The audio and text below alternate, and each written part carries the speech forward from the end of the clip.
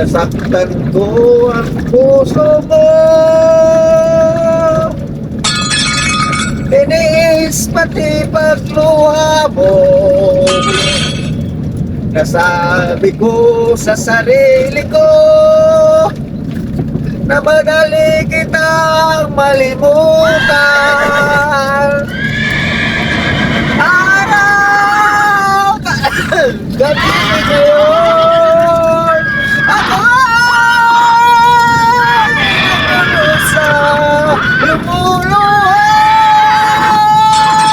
Di maisip kita. Akala ko ay hindi kita inibig. Akala ko ay hindi kita kailangan. No.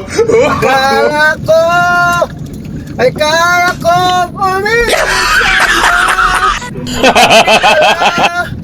Ako'y nagpadala sa maling akala. Nasaktan ko ang puso mo.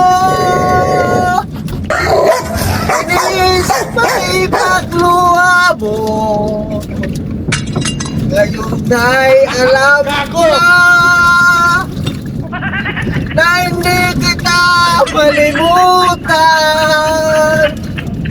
Araw gabi ngayon, ako ay nagdarosa. Lumuluhan, di maiisip kita. Truck driver, masarap pakinggan para sa ibang tao.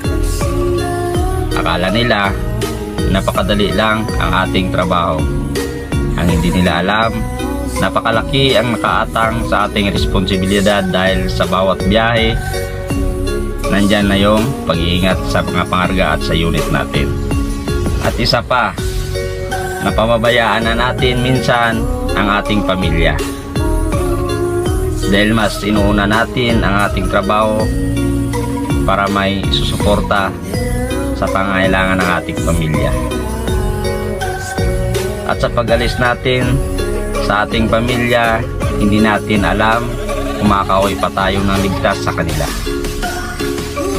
Kaya sa mga asawa dyan na puro hinala sa kanilang mga asawa, kung alam nyo lang ang mga hirap ng sitwasyon ng inyong mga mister.